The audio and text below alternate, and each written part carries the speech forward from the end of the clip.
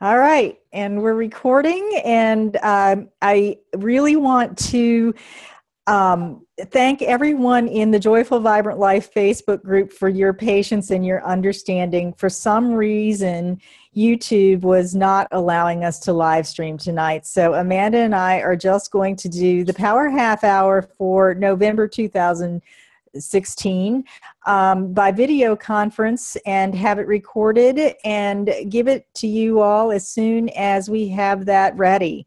So welcome to you, Amanda, and welcome virtually in not real time to everybody else who's going to join us at a future date. So our Power Half Hour for November is focused on the shifting rhythms and the time change that we're experiencing, especially in the Northern Hemisphere. This time of year, and in 2016, we switch into daylight savings time on Sunday the 6th, which is just a few days from now. And this is when the days begin to get shorter and our bodies really start to go through this adjustment of having less light and having light and darkness at different times and earlier in our days. So this particular Power Half Hour is intended to assist you in adjusting to this change and adjusting to whatever shifting rhythms that you have in your life. And Amanda, you did some great research on daylight savings time and the change of seasons and all of that. And I think what you came up with was really awesome. And I really invite you to share what you put together.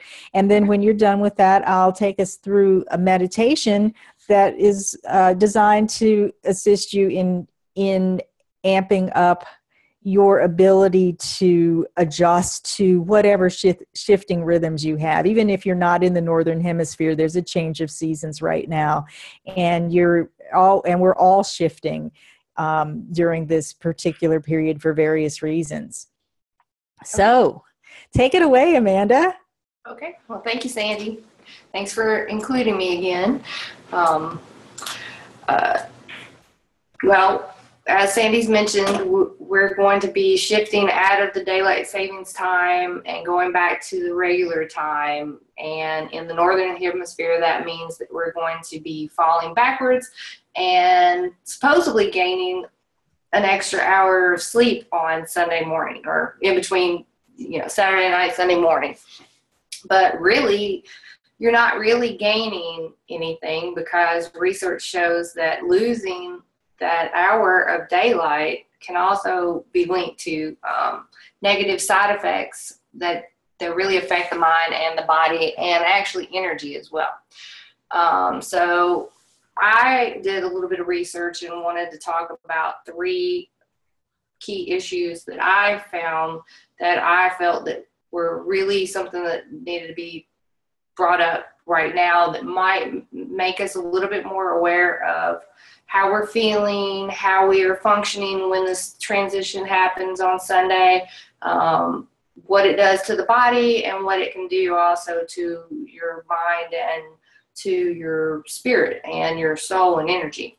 So there's 3 things that I found that get disrupted with the change in time, and also the lack of sunlight. In the Northern Hemisphere, days are getting shorter, as Sandy mentioned, and we're not getting as much sunlight. And a lot of times, if you work a normal 8 to 5 or 9 to 5 job, you're getting up in the dark and you're driving home in the dark, and that can make people very depressed at times, with that seasonal affective disorder, or it can just kind of get you kind of in a funk, a bad mood, or just make you get sluggish, make you not want to exercise. There's lots of things that can happen during this time. But what really is happening is that shift in that time has a major effect on your body's natural rhythm. Circadian rhythms, they just kind of tick away throughout the body each day, controlling the release of hormones that affect moods, your hunger level, and even being feelings of tired or wanting to have time to go to sleep. And when these rhythms get thrown out of whack, the human body notices. When you change your clocks to either daylight savings time or back, you don't change anything related to sun time or natural time for you. So we sometimes forget that there's a biological clock that's ticking, and we can't be fooled. Our bodies are not fooled by it. I've also got cats, and my cats know when the time changes. Mm-hmm. They're already getting hungrier sooner because the sun's going down a little bit quicker. So this is not just human bodies. I think animals are affected by this as well. It's just the natural rhythm of life, for that matter. So symptoms of the time change the time shift can come out in the forms of insomnia, moodiness, brain fog, feeling run down, and even in severe cases, it can affect your health.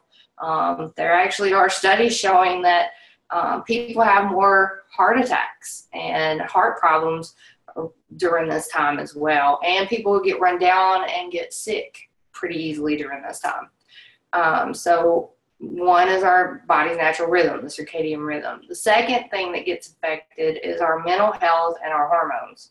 Not only does our body get out of and off a rhythm, but not being able to physically see the sun for as long as we do in the summertime in the northern hemisphere, it affects our mental health, because when you're outside, you have photosensitive cells in your eyes that directly affect the brain's hypothalamus, the pituitary gland, and the pineal gland. And all of those control the biological clock, our hormones, adrenal glands and functioning, our mental functioning, and our intuition. Which leads me to the third thing that gets affected during the time change and the shifts in the rhythm. It's our energetic levels, particularly the third eye chakra, which governs the eyes, the pineal gland, sleep, circadian rhythm, the base of the brain, the third ventricle of the heart, and time. So when the third eye is out of balance, it can manifest in physical symptoms such as eyesight issues, insomnia, headaches, forgetfulness, and even heart issues.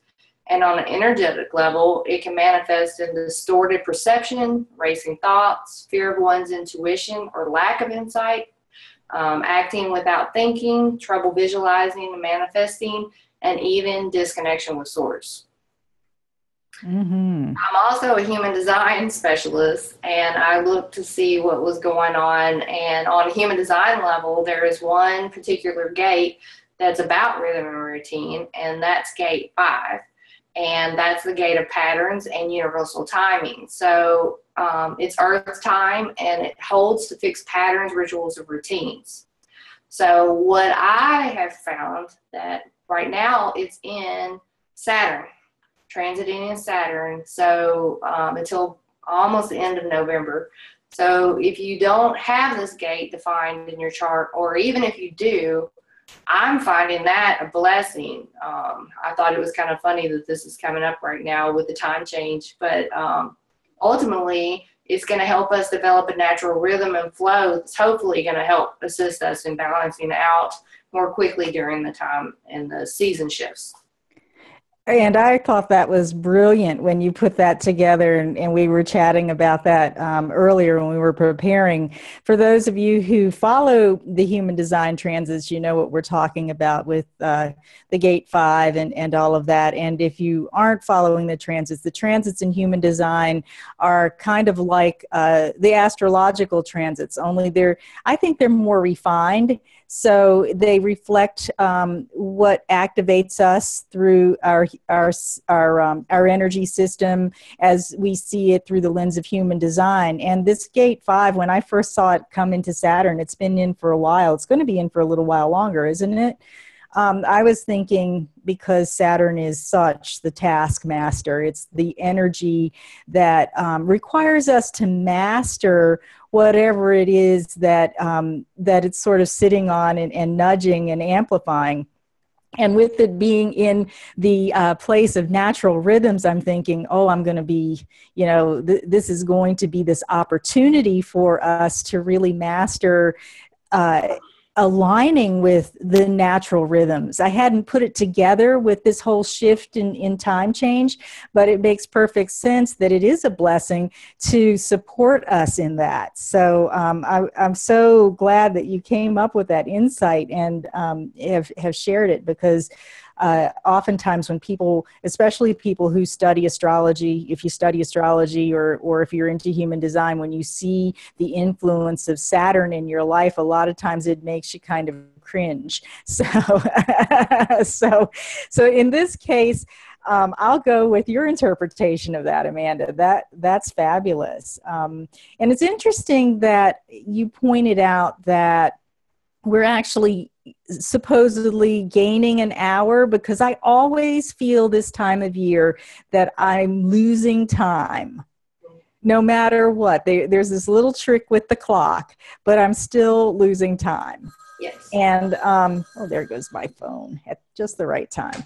And and my natural rhythm at this time of year is really about being able to come home when it's dark and put on my pajamas and curl up and just be in the darkness and go inside.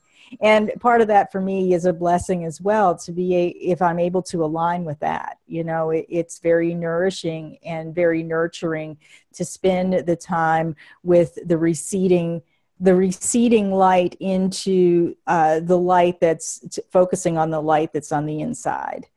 So, yeah. Anything you want to add to that? I don't think so. Okay. I think I'm good right now. I'm actually excited to know what your meditation is about.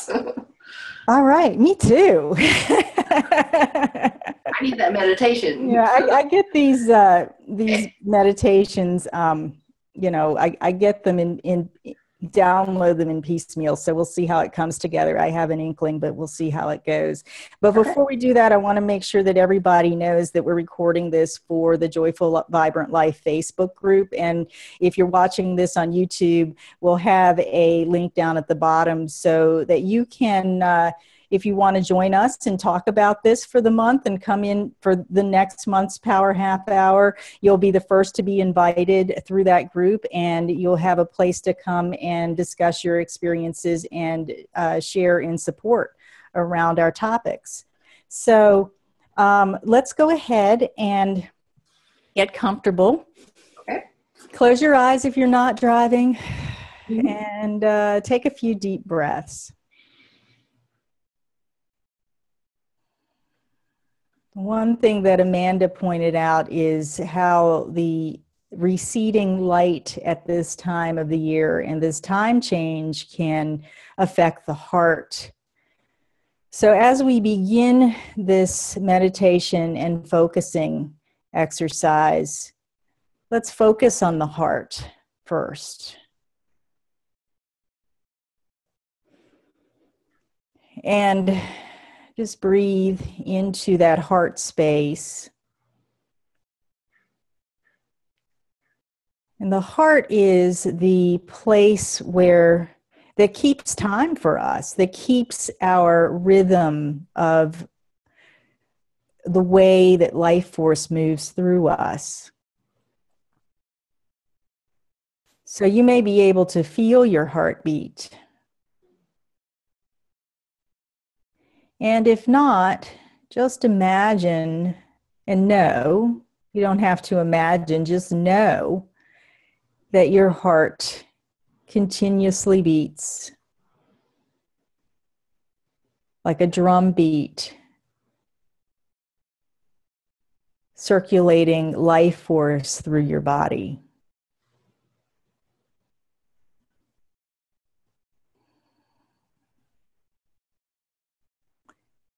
The heart rhythm also affects the mind. And part of the mind, of course, is the pineal gland and the third eye. And in the human design construct, also we know that as the ajna, the place where we think, where we organize our thoughts. So as you're tapping into your heart, imagine that its beat is beating out a rhythm that extends out into the environment around you. And there's this special connection between the heart and that place between your eyes at the center of your forehead that we know as the third eye, as the place of the ajna.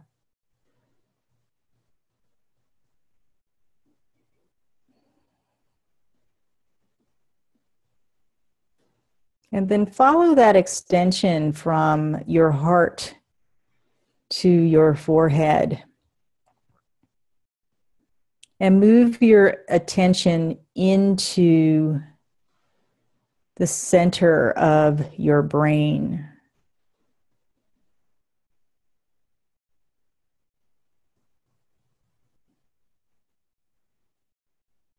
Deep within the brain is the pineal gland, the pituitary, the place where you sense light and where your hormones are regulated.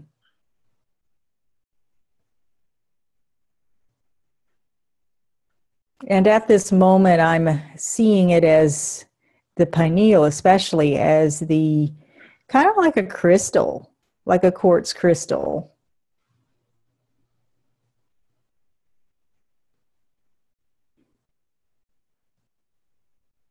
And if that imagery resonates with you, go ahead and work with that. Focus on that.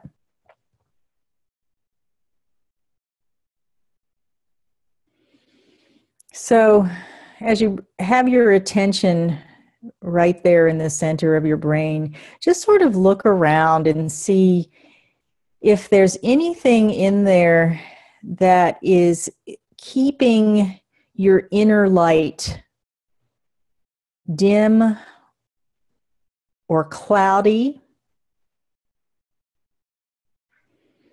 And if so, imagine that you've got a little cloth in there and you're cleaning things up.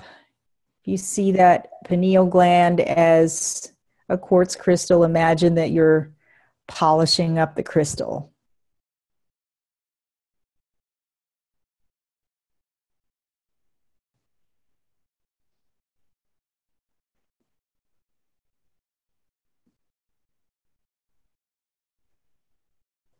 This is going to help your journey inward as light recedes from your external experience and you begin in this season to focus more inward. It's going to assist you in having more clarity, more access to the light of your intuition and your insight. So just keep cleaning up, polishing up, clearing out.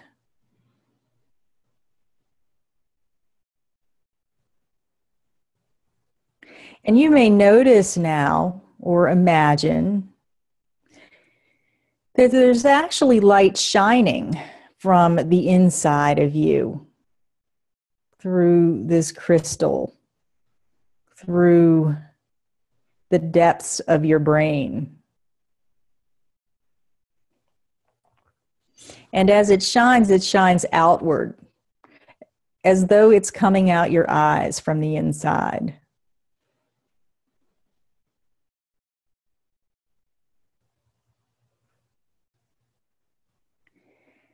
And now, as you're aware that this is a time when your rhythm and your focus is shifting, imagine that you have in front of you, in this place inside your brain, something like what the optometrist does with a series of lenses. So you have this series of lenses, and one is stacked on top of the other. You're moving one out and putting another in, moving another out, sliding another in until you get the exact level of clarity that you need to really shine that light out through your eyes and see clearly everything on the outside and everything on the inside.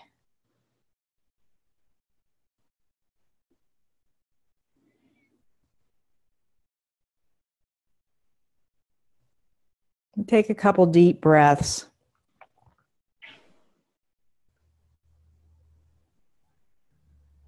And know that you can shift these lenses to enhance your inner light and your inner knowing all throughout this season and at any time, so that you don't necessarily need to rely on light from the inside to inform you about what's going on the light from the outside to inform you about what's going on the inside.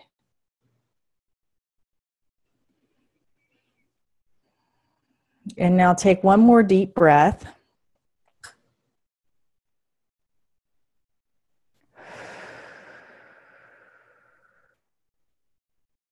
Sort of move your attention down into your body. It's good to do that after you've been in your head for a while. And then when you're ready, just open your eyes and come back into your physical space.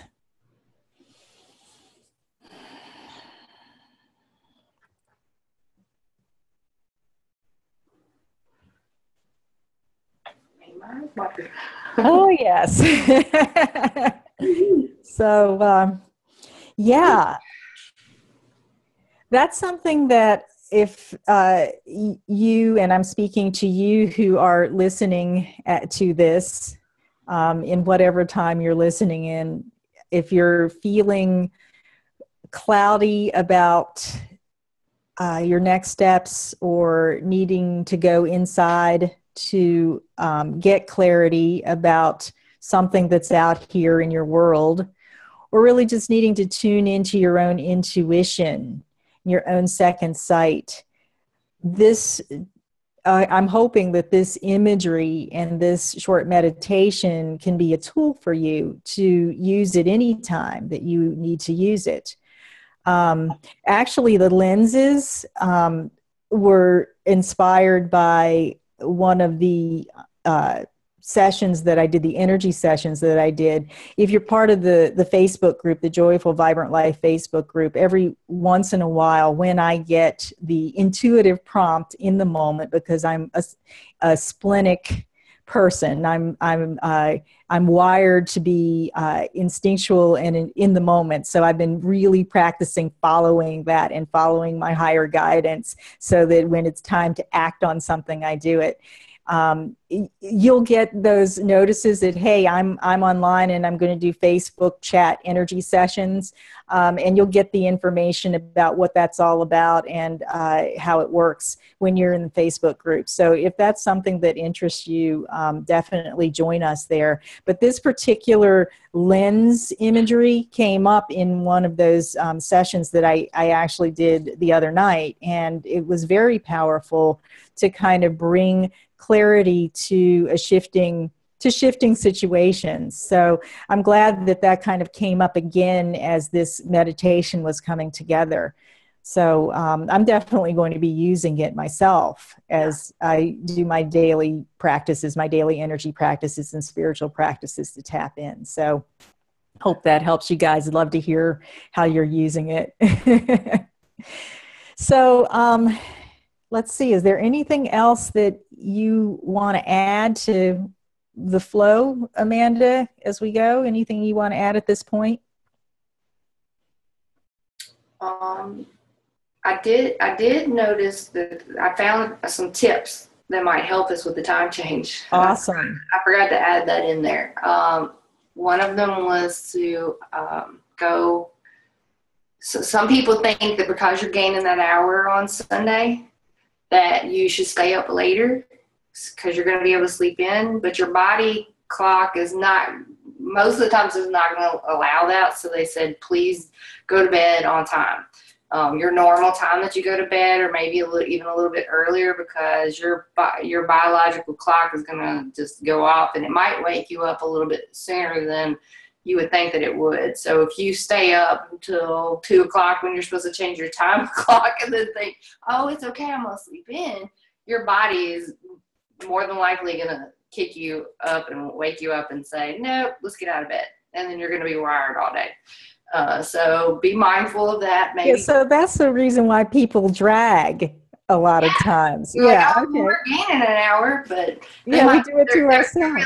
Your body is actually, if you think about it, your body is shifting back into its natural rhythm where man is not messing with the time. So your body's going to go, hey, I don't care if my clock says this. It's time to get up.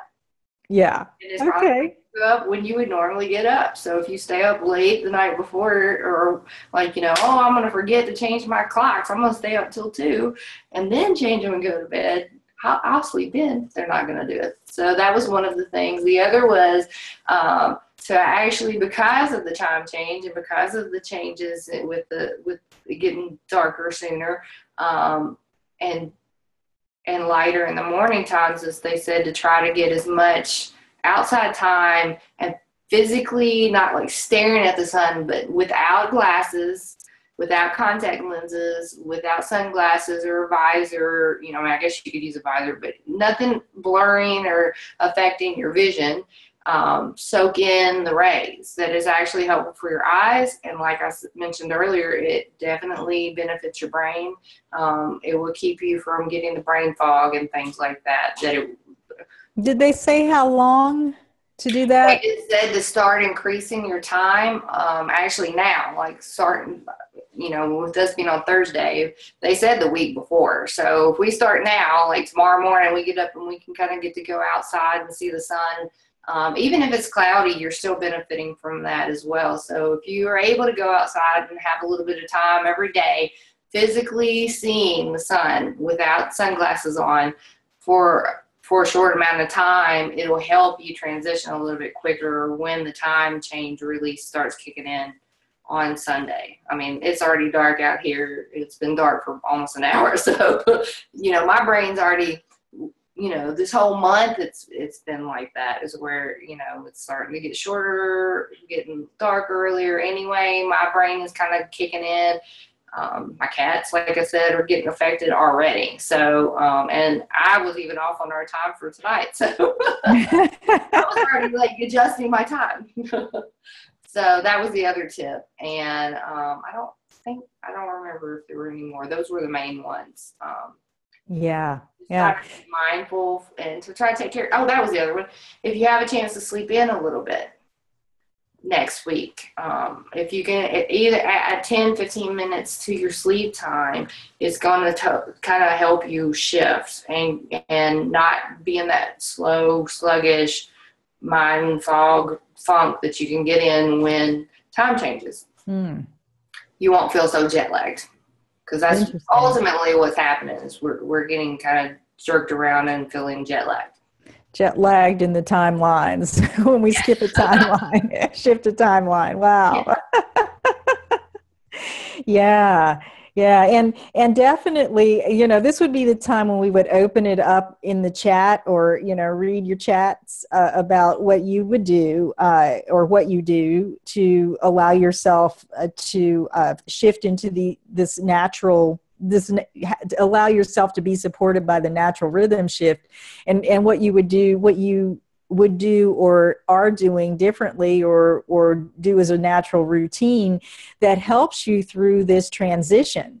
So Amanda, thank you for providing those simple tips. I actually hadn't heard about the one about the sun, getting your eyes out into the sun. And of course, those of you who have eye issues and are concerned about that from a health standpoint, we're not the health gurus here. This is just research. So you have to try it out and try it on for yourself. But that's a great tip that I'm personally going to try. Yeah. I have never done that. Me too. I also do for myself vitamin D in the winter time, and I had also heard that fish oil is good as well. Yeah, the omega 6s and all that kind of stuff. So yeah, definitely.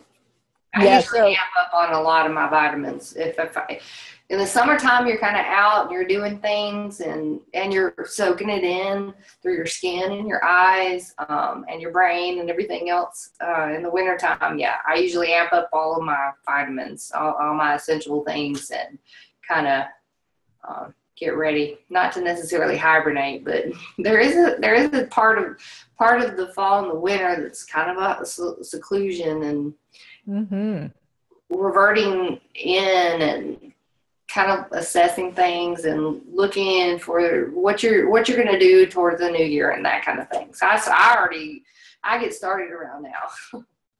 Yes, and that's the gift of this time, to be able to withdraw your focus from the outside and move inside for that preparation period. Just like in the winter is the time when the plant life begins to hibernate and get ready for the new seeds sprouting up in the spring. So it's the same thing with us as well.